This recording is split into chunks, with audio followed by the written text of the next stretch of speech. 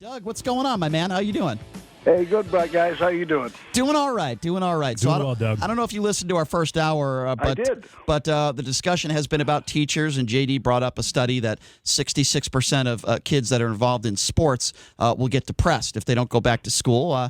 And I said some choice words to him about that because I thought it was ridiculous, but that's his opinion. I just thought it was ridiculous. What do you make of that? Am I off base in saying throwing out a stat like that is ridiculous? I would tend to agree with you, but if I can, at the risk of sounding like a broken record, what gets lost in pretty much every discussion we have nowadays is why we are here. Had we had proper leadership from the beginning, a national plan for something, for testing, for tracing, in the beginning, before it got out of hand, we likely wouldn't be having this discussion now. Other countries had a shutdown that was complete. They managed to flatten the curve and control the spread of the virus, and now they're able to reopen. And as far as Kayleigh McEnany saying, well, look at the other countries. Their kids are going back to school. Yeah, because they did it right. They had actual leadership. So I don't think we should lose sight of the fact that the reason we are where we are is because of Donald Trump and his failed leadership. So then do you have a problem with Nancy Pelosi calling COVID-19 the Trump virus? No, not at all. You don't? You don't think that that's treason on her behalf? I don't think that's what? Treason? Treason? Treason, yeah. No. No? I don't know how far you'd have to twist your back out of shape to come to that conclusion, but you might want to call a chiropractor. I can appreciate that, Doug. I think the last thing that we should be concerned about right now is a politician calling Donald Trump a name. I think what we should be concerned about is what's going on. She didn't call Trump a name. She said that the coronavirus is the Trump virus, meaning that Donald Trump is responsible for what's happened with the virus. I think Donald Trump certainly takes some responsibility. Despite the fact that Nancy Pelosi also... Every other country, there is no other country on this planet, save maybe Brazil, that is having the problems we are. And the reason they are is because their leader is called Brazil's Trump. So what is happening now is definitely because of Donald Trump. I wouldn't necessarily call it the Trump virus. To me, that's almost as, ridiculous as calling it the Chinese virus. But the point is, what is going on is because of Donald Trump. However you want to characterize it, that's up to you. Well, my issue with Nancy Pelosi saying that is because, several days after Trump shut down travel to China, she called him a xenophobe. And so did Joe Biden because of what he did. And now, how do you do that when you were pushing for China trade or travel to be open to China, but now suddenly it's the Trump virus and not the China virus? And it also makes it look like she has more of an allegiance to China than the United States. Especially after when she says something like First of all, the reason Biden called him a xenophobe is because of his insistence on calling it the Chinese virus. It had nothing to do with the shutdown, which, by the way, was moot anyway because 12 other countries had already had the virus in their country. So shutting down China was moot and had no effect. Second of all, experts agree that a travel ban in the case of a pandemic is useless anyway. Thirdly, he still let Chinese ships and crews come here. But that wasn't... then and March 16th, he let 40,000 other people come here from China. So this idea that he built this impermeable wall around China is just ridiculous. Well, no, he definitely let some American nationals come back from China, American citizens that were in China. He let them come back. But you mentioned the pandemic. It was not a pandemic at that point. It had not. It had not been declared a pandemic by WHO until mid-March, and that Chinese ban took place at the end of January by his own people, including an ominous memo by Peter Navarro that it was going to be a pandemic. He had plenty of warning. He ignored them all. All right. Well, let's. You and JD are certainly not going to agree on that, but let's talk a little bit about Trump and the word patriotic. So, a reporter asked Donald Trump why he doesn't wear a mask more often if it's so patriotic, as he said in his tweet. Have a listen to this.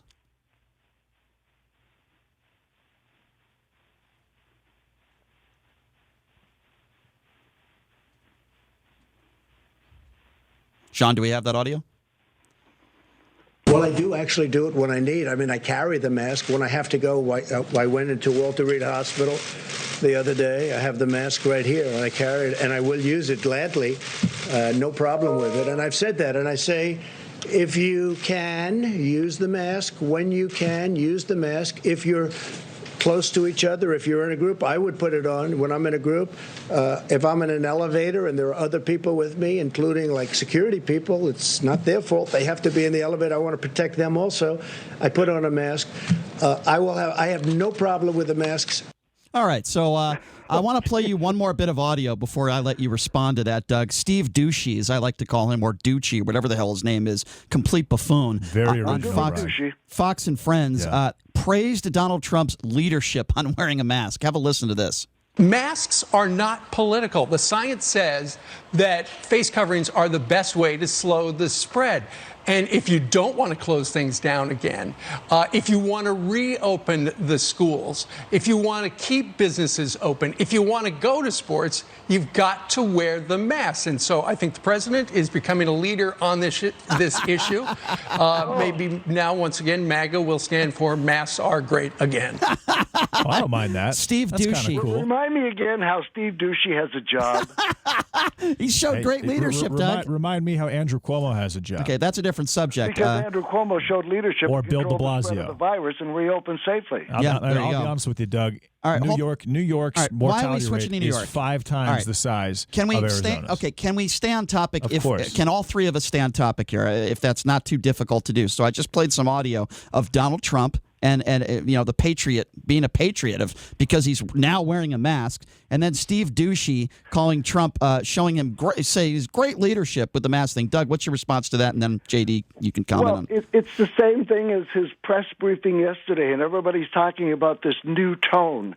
The way I put it, it was the best April briefing he's ever given. The sad thing is he gave it in the middle of July. JD, by definition, the last person to do something is not being a leader. And all his talk about a mask was just garbage anyway. The night before, he was at his hotel in D.C., not social distancing, not wearing a mask, shaking hands. He did that. He said that because someone wrote it and told him he should say it, and it looked like it was killing him to say it. He looked like he was in pain in his press briefing yesterday. And I think he's pushing masks because he's going to say, okay, well, now we're wearing masks, everything can open, and there will be no mail-in voting because he actually believes there's going to be fraud, as do I. That being said, if you could play me the audio where Anthony Fauci says that masks are not effective and necessary, and same with the Surgeon General, that would be great. Brian, can you do that for me? Well, if you got here on time, we could have gotten that audio together for you. But since you got here at 10 after 9 today, what I'm saying it's very difficult to get audio in the middle of the show. The message with the masks has been so mixed from the beginning. And that's the issue. Had it been consistent, they're now saying to wear them, and Trump has continued to fight that premise all along. He wore it 2 weeks ago, Walter Reed. Dr. Fauci said that. His main point was, don't go out and mass buy them and mass hoard them so that the first responders have what they need. Hey, by the way, do you think that Dr. Anthony Fauci will wear a mask when he throws out the first pitch in the Washington Nationals game against the Yankees? What does that have to do with anything? I don't know, but I think it's just rich that they asked Fauci and not Trump. That is kind of funny. Why? It's amazing that you hear from the right-wing buffoons that they're so angry that Dr. Fauci is going to be throwing out a pitch. It's so polarizing. Presidents have thrown out pitches. No, the issue is Fauci has been to us talking about how there basically should not be sports for the last 5 months, and then suddenly he's throwing out the first pitch for the Washington Nationals. It's hypocrisy, Brian. Just like it's hypocrisy talking about masks, and then he's featured in InStyle magazine with no mask on. So it's constant hypocrisy. The man relishes and lives and craves for attention. So are you talking about Donald Trump? I'm talking about Anthony Fauci. Dr. Anthony Fauci. Absolutely. Every chance he gets to get attention, he will take it. Doug, can you repeat every single chance he gets? Doug, can you repeat what no you just? No matter how wrong he consistently is, which he has been very, very wrong. Doug, can you repeat what you just said? Because I don't think JD heard you. I didn't go hear ahead. You, no. Yeah, go ahead. I said accusing Dr. Fauci of being an attention whore and craving attention from a Donald Trump supporter? Yeah, the irony. Seriously? Yeah, the irony Talk of about that. The pot calling the kettle black. Yeah, exactly. And look at what Dr. Fauci's done in his career. Look at his resume. Dr. Fauci has served under 6 presidents, 4 of them Republican. And never once was there a problem. Never once was he attacked by that administration. Never once did they write op-eds. Never once did they question his credibility until Donald Trump. The problem is not Dr. Fauci. The problem is Donald Trump. Do you know what Dr. Fauci said in 2005 about hydroxychloroquine as it related to SARS? He called it I don't know what he said. He called it a wonder drug for coronavirus, both as a treatment and a prophylactic. And then suddenly, he didn't 15 call it a wonder drug and then for suddenly 15 years coronavirus in later, 2005, not this coronavirus. well, this is SARS-CoV-2. Right, that's fine. It's a unique virus.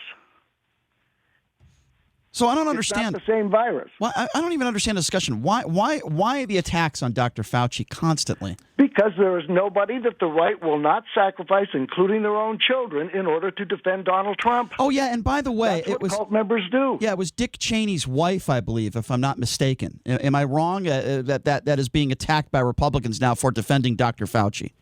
His daughter. Or I'm sorry, I apologize. His daughter. Yeah, Liz Cheney. She is being attacked by Matt Gaetz, by the wrestling coach who seems to think it's okay to let children get molested or kids get molested in college. I'm talking about Jim Jordan, of course.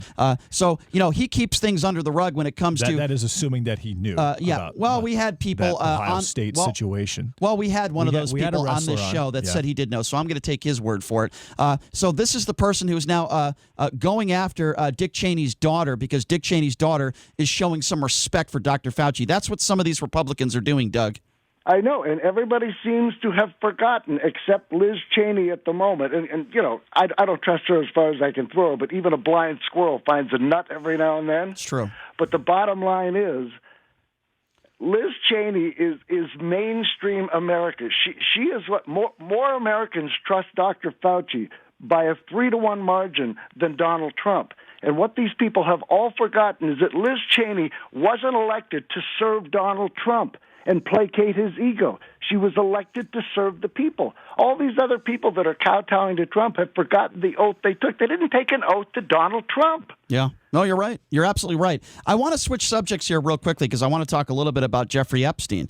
Now, as you know, Donald Trump is seen in pictures, hung out with Jeffrey Epstein, traveled with Jeffrey Epstein before. So he made some comments, Donald Trump did, about Epstein's girlfriend, Maxwell, who's now behind bars, asked if it would if she would be turning in powerful men. I want you to listen to Donald Trump's response to this.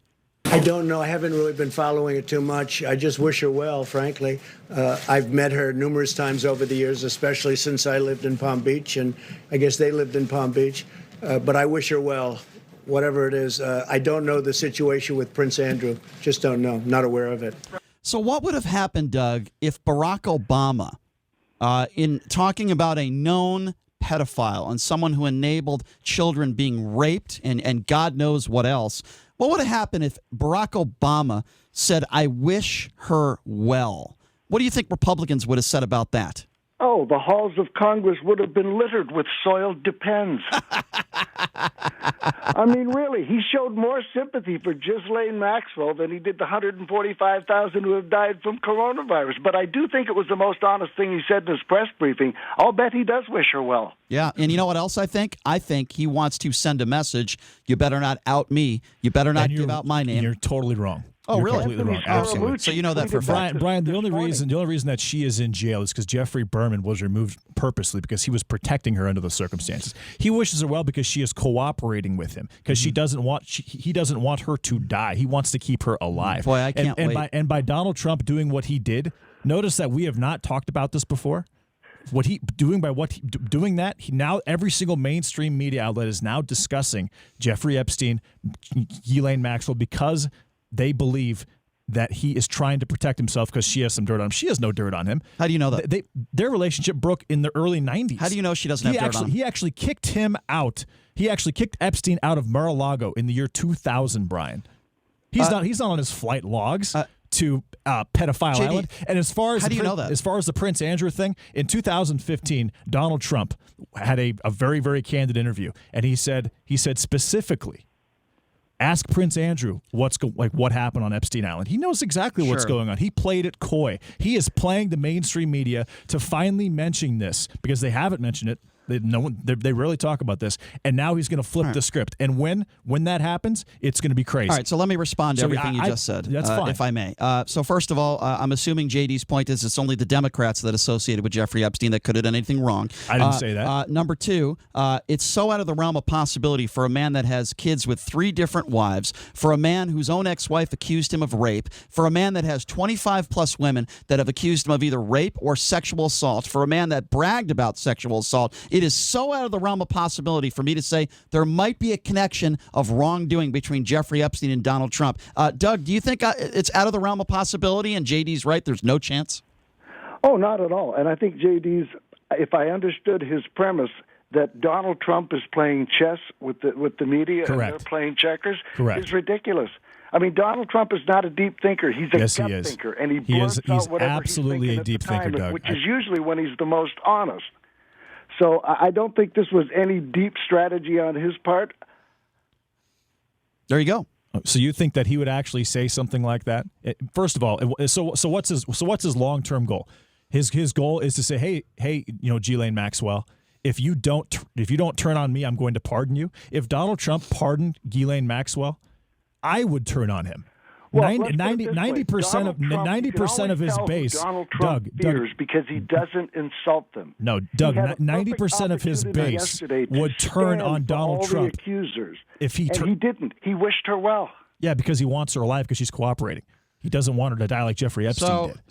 Doug, but if he pardoned, or he wants her to keep her mouth shut. It could go either way, JD. We don't know, but it could go either way. Can I just add something here? The narrative now is that Donald Trump is going to pardon her. I'm telling you, if Donald Trump pardons Ghislaine Maxwell, I will stop supporting Donald Trump. But it's okay. And so would 80% of his base. No, honest to God, why would Donald Trump support Clearly who was definitely involved in helping He Jeffrey? Wished her well. He supported her. You say, why would he support her? I told you why he supported her. I don't know, but because he did. he wants her alive. Obviously, so does everybody else. Nobody wants this woman to die because she knows so many things. By the way, or, as I said, it could be that, or it could be that he wants her to keep quiet. But you had no problem with clemency for Roger Stone, a known white supremacist who lied and is convicted of 8 felonies. But you won't turn on Trump for that because Roger Stone is such a great guy, and it had nothing to do with the fact of the personal relationship that Donald Trump had with Roger Stone. You think of all the people in this country that are incarcerated and they shouldn't be incarcerated, or people that had horrible sentences that didn't deserve Kamala it. Harris about that, Brian. I'm not talking to you about Kamala Harris right now. That's whataboutism. We're talking about Donald Trump and Roger Stone. How does all these people that have these different sentences have to do with Donald Trump and Roger Stone? I'll answer that because Donald Trump has the ability to pardon. Donald Trump has the ability to do to Roger Stone. He could do that to others. But he decided to give clemency to Roger Stone, a man who was convicted on, I believe, 8 felonies and protected the president of the United States. Hey, hold on. By what is a very, very corrupt, a proven corrupt FBI. Okay, so all the other cases out there. FBI, so Brian. all the other people out there. Factor that into. So okay, I think let's factor in the many of tens of thousands of hundreds of thousands of people that have been wrongfully incarcerated or have been punished way too much. But Donald Trump doesn't decide to give them clemency. He decides to give Roger Stone clemency, a known white supremacist racist bigot. And we've learned that just recently with his comments to an African-American radio talk show host the other day, calling him a Negro. But that's okay. But you'll support Donald Trump. That's all right with you. Doug, what do you make of that? Brian, is the United States Negro Fund racist? Doug, what do you make of that? I'm not even going to respond to that. Exactly. Doug, what do you make of that? First of all, I would challenge JD's remark on the proven corrupt FBI. It's only been proven to be corrupt on Donald Trump's state-run propaganda ministry. Okay, so when something happens with Obamagate, which we haven't really discussed, but when something happens with Obamagate, will you take that statement back? Well, first of all, there is no such thing as Obamagate. Okay. Again, that only lives deep within the bowels of Donald Trump's state-run propaganda ministry. So I don't see as there's anything I'm going to have to take back. Okay, well, if that's the case, I mean, then if nothing takes place, then I will take back the fact that there is an Obamagate. I will say that there was not an Obamagate, and you were correct. To me, that's about as credible as talking about Pizzagate, that fact that Hillary Clinton was stringing out little girls in a little pizza shop. I mean, to me, it's just another conspiracy theory. By the way, QAnon was just completely taken off of Twitter. Good. They deserve it because they're an anti-Semitic organization and they're a disgrace. And anybody that supports that is a disgrace. Doug, before we let you go, my friend, I want to talk to you a little bit about your show this Saturday. I know you always say that the news always seems to change, and you're right. You never know what Donald Trump is going to do or say in the coming days. But what do you got going on for Saturday? Well, I hope this lasts till the weekend, but I'm working on something right now based off of Trump's disastrous interview with Chris Wallace. That was actually a very good interview. The one thing I want to focus on, it's a gem because Wallace nailed him on the mortality rate, and Trump thought he was going to get the best of him and had McEnany bring him out this chart. That's true. Go back and watch it. He flashed the chart real quick, But if you pause it, it was not the chart for our mortality rate. Yeah. It was the chart for the fatality case rate, which is completely different. And all it proves is that you have more people that are sick. Right, exactly. And by the way, for the record, I think it's the first time Donald Trump flashed anybody and they didn't run away. Wallace was forced to stay he there. actually did a very good job in that interview in 100-degree heat. There is no chance Joe Biden would stand a chance under those same circumstances. None. JD, how do you figure he did a good job? He flat out lied and was caught in his lies on He was TV. incorrect. What he said was that what I was told was that we had the lowest mortality rate. He said, I was told that we had the lowest mortality rate, and then he asked for it. But he did a very good job the rest of the interview, I thought. No, I thought it was actually, very what he good. said was, I heard. Yeah, I heard. Okay. Right. I mean, I heard, the I was leader told. of this country. Well, no, I heard this. Well, shouldn't you have some facts? Yeah. I guess the president. Well, I heard many overheard people are something, saying. yeah. I mean, he is just so ignorant and unfit. It is painful. It is dangerous, and it is deadly. Well, Doug, I'll tell you something. You're not ignorant and you're not unfit, and we're glad you're a part of KDWN. You do a great show on Saturdays. I'm a fan. I am a Doug Basham fan. I enjoy your show, Doug. You do a wonderful job. Have a great weekend, and look forward to your show on Saturday, okay? Hey, thanks, guys. Always a pleasure. Stay safe. All right. Thanks a lot, Doug. Appreciate it, Doug.